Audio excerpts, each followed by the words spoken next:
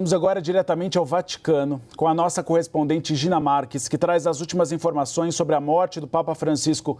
Gina, nós falávamos ontem aqui que o Papa estava bem em relação à Páscoa, que o Papa Móvel fez inclusive um zigue-zague na Praça de São Pedro, que ele demonstrava vigor. Que pena, Gina, agora no dia seguinte a gente dá essa notícia.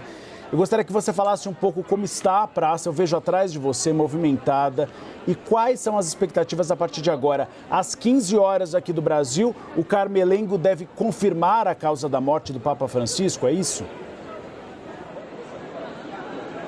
Exatamente, Gustavo. Boa tarde a você e boa tarde a todos aqueles que estão nos acompanhando aqui na CNN Brasil. Exatamente, o cardeal Carmelengo, que é o cardeal Kevin Farster, ele vai sim confirmar a morte e as circunstâncias da morte do Papa Francisco. A imprensa italiana já começa a dar notícia de que ele morreu por um derrame, ou seja, segundo o jornal Corriere della Sera, tocou o despertador do quarto do Papa às 6 horas da manhã e em seguida ele teve um derrame cerebral. Outras fontes falam que pode ter sido um edema, mas vamos ficar atentos para as informações oficiais do Vaticano. Portanto, essas informações serão dadas a partir das 15 horas do horário de Brasília, 20 horas local aqui, né? Agora, ele morava ali na Casa de Santa Marta. A Casa de Santa Marta é uma hospedaria que foi construída em 1996 para que os cardeais que participassem do conclave pudessem ter onde ficar dentro da cidade do Vaticano, porque a gente sabe que um conclave, eles não podem sair, né? A própria palavra diz conclave, com chave. Então eles ficam ali e o quarto dele é o quarto 201, um quarto bastante simples, viu? Ou seja, é um apartamento, na verdade, que tem, na hora que você entra, assim, tem uma sala pequena, uma outra sala um pouco maior e o quarto dele e um banheiro também. Portanto, ele optou por isso porque ele queria estar junto com as pessoas. Sendo que o Palácio Apostólico, que ele preferiu não ir morar lá, como faziam os outros papas, é um pouco mais suntuoso e ele preferiu ficar ali junto com os outros. O Papa Francisco era um papa que sempre, por exemplo, sempre que podia, ele almoçava junto aos moradores de rua. Era isso que ele gostava, era isso. Então, às vezes ele oferecia, inclusive tem muitos moradores de rua que dormem ali entre as colunas as colunas de Bernini na Praça São Pedro, as colunas que circundam a Basílica de São Pedro, né? A Basílica de São Pedro, ela é feita de um modo no qual as colunas, elas é como se abraçassem os fiéis. Elas têm a forma de 2 braços para acolher os fiéis. Isso foi construído mais de 400 anos atrás, projetado com essa finalidade arquitetônica. Gustavo, então, hoje também vai ter a missa em São João, em Latrão, a missa que o cardeal Reina vai celebrar também em homenagem ao Papa, e aqui às 17h30, eu acho, uma coisa assim, ou seja, 12h30, o horário de Brasília, vai ter também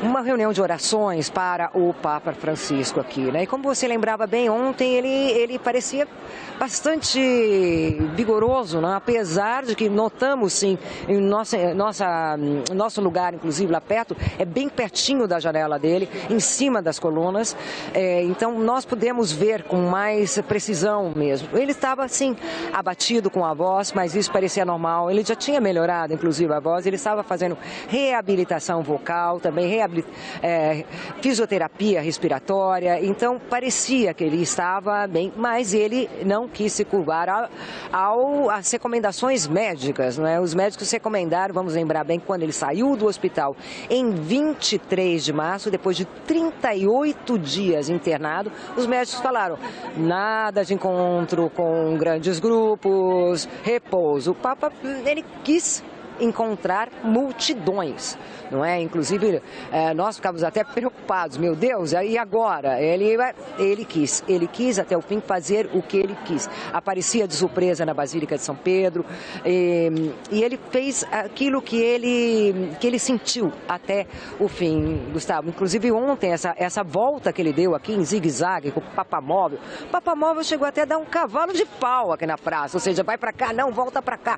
É aquele jeito, assim, Sabe, e você percebia, porém, nas imagens, não é, a satisfação do Papa em estar no meio das pessoas, não é? Ele sempre gostou de estar junto às pessoas. A visão dele de uma igreja é uma igreja que está ao lado, né, das pessoas e não acima, não é um intermediário entre o céu e a terra. Na visão do Papa Francisco, a igreja deve estar ao lado.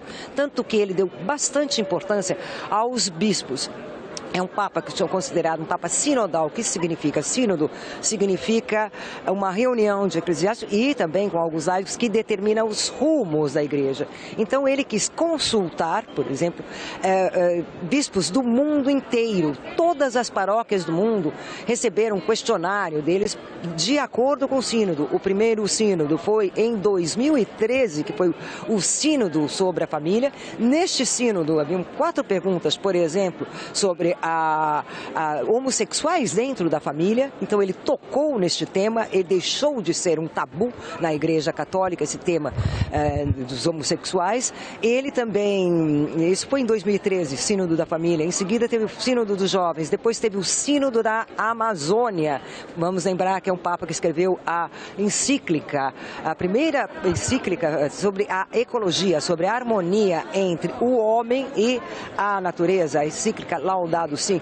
Quer dizer, que esse sínodo também para a Amazônia, que reuniu 9 países da região amazônica, não é? Então é um Papa que traz esse legado de várias questões, várias proximidade realmente com as pessoas e também o legado da misericórdia, que esse era o lema do Papa Francisco, era a misericórdia. Tanto que ele também fez um jubileu extraordinário, que foi em 2015, a Igreja Católica de jubileu extraordinário e ordinário. Nós estamos agora no jubileu ordinário. O jubileu extraordinário se chamava o jubileu da misericórdia. Este daqui é o jubileu da esperança, não é? Então essa é a mensagem do Papa Francisco. Realmente a notícia nos pegou de surpresa, Gustavo. Nos pegou, você falou exatamente. Ontem mesmo estávamos falando tão bem, falando da mensagem dele. Essa mensagem de ontem foi a última mensagem dele para a bênção Urbi et Orbi. Ele falou das guerras, mas foi uma mensagem não só religiosa, lembrando que a Páscoa este ano era celebrada também pelos ortodoxos e católicos no mesmo dia.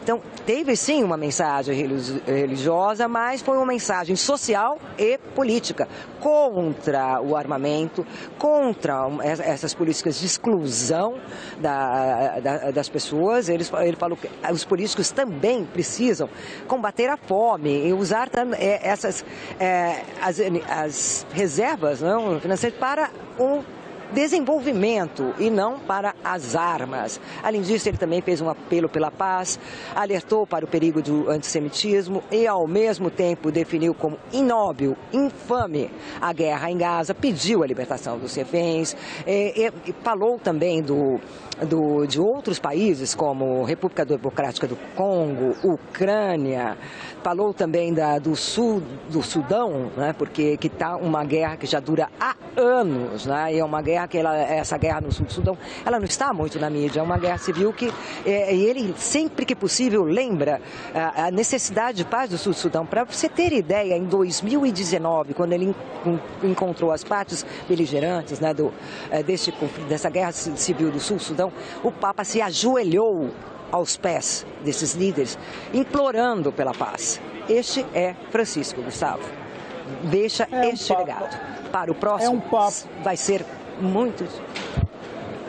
Vai ser difícil superar, porque Francisco não ficou apenas nas encíclicas. Ele levou o legado, a imagem da Igreja Católica para a realidade, para a prática, né, Gina? Ele se chamava de orcahólico, ele não perdia uma cerimônia. E mesmo doente, como você disse, ele fez questão de estar presente, de aparecer, de andar de papamóvel ontem, mesmo se recuperando de uma pneumonia nos 2 pulmões. Então, ele era uma figura presente, ele amassava barro, a gente pode dizer assim. Ele era um homem que levava o legado da Igreja Católica e a mensagem. Gina, para encerrar rapidamente nossa conversa, por enquanto, que a gente vai voltar a conversar. Sobre o sepultamento, tem data já marcada, o Papa Francisco preferiu ficar na Santa Maria Maggiore, não em outro mausoléu ou outra igreja para ser sepultado. A gente tem informações também do conclave, porque costuma acontecer 15 dias depois da morte. Está mantida essa previsão ou a Igreja Católica ainda não se posicionou oficialmente e vai demorar um pouquinho para definir?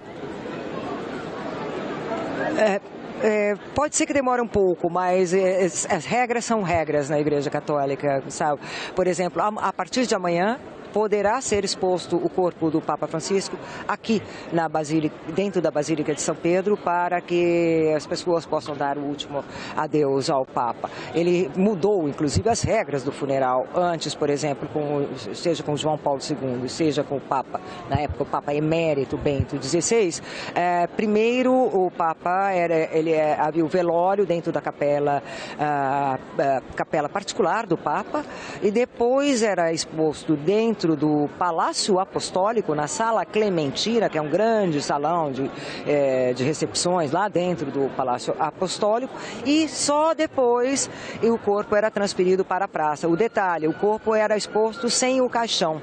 Ele só era colocado no caixão no momento realmente quase do enterro dele. Antes disso ele era exposto sem o caixão. O Papa Francisco mudou, ou seja, da capela particular dele em Santa Marta, o corpo vai ser amanhã exposto aqui diretamente na